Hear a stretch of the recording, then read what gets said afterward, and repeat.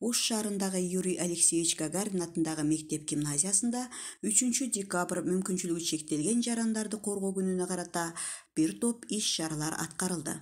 Иш-чаралардын алкагында биз биргебиз аттуу темада 4-В классы жана 6-А классы сүрөт сынагында өздөрүнүн активдүүлүктөрүн көрсөтө алышты. Мындан сырткары иш-чарада видеороликтердин сынагы жарыяланып, бул видеороликтерди даярдоодо 4-В классы, 9-А классы, 9-Б классы, 9-В классы жана 11-А класстары абдан активдүү катышып бере алышты. Адамдын ийгиликтүү же ийгиликсиз болуусу бир гана эркинен көз каранды экендигин белгилүү оратор Ник Вуйчич өзүнүн аракетчилдиги менен далилдеп келет. Ал төрөлгөндө эле колу да, буту да жок болчу. Бир гана сол бутунун ордуна 2 манжасы бар эле. Ата-энеси жөнөкөй эле эл катарындагы кызматкерлер.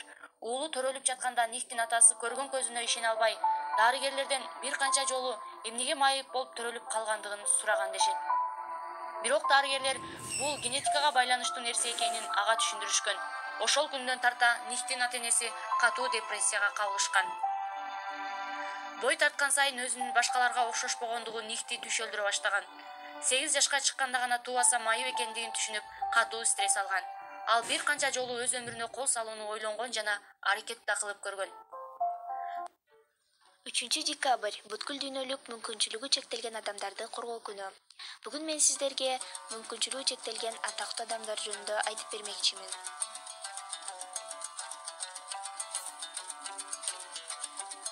Дастан Бекешев Далабаевич, Кыргыз Республикасынын Жогорку Кеңешинин депутаты.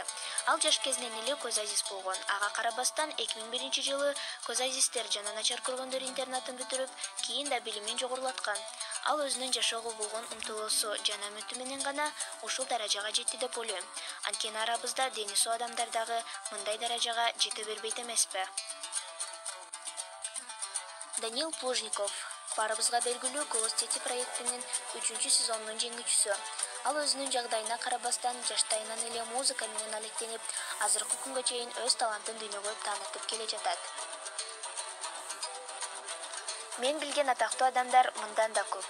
Алар жашоонун сынагына сынбай, баарыбызга үлгү болуп жашап келишет.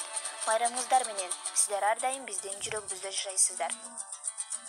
Бардык адамдардын укуктары бирдей. Ден соолугу чектелген адамдарга коом көмөк көрсөтүшү милдет. 3 декабрь эл аралык майыптар күнү. 1992 жылы майыптардын 10 жылдыгынын алкагында Бириккен Улуттар Уюмунун Генералдык Ассамблеясы өзүнүн номер 47/3 резолюциясы менен 3 декабрда эл аралык майыптар күнү деп жарыялады. Бул жарлыктын максаты майыптыгы бар адамдарды коомдун түзүлүшүнө киргизүү, өнүктүрүү, майыптар жөнүндө билимин жогорулатуу жана колдоо болгон. Ал эми 2006 жылы декабрь айында Бириккен Улуттар Уюмунун Генералдык Ассамблеясы майыптар укугу жөнүндөгү конвенцияны кабыл алган. Конвенция 2008 жылдын 3-майында күчүнө кирген. Адамга таандык кадыр-баркын жана жеке көз карандылыгын сыйлоо, коомго толук жана эффективдүү кошуу, майыптардын өзгөчөлүктөрүн сыйлоо жана индивидуалдуулугун сактоо укугун сыйлоо болуп саналат. Үмүттөр жүрөгүңөрдү жылытсын, күмөн күндөр кар эригендей эрип кетсин, кыялдарга кадам таштай бергиле, бутуңарды бажырайган гүл бассын.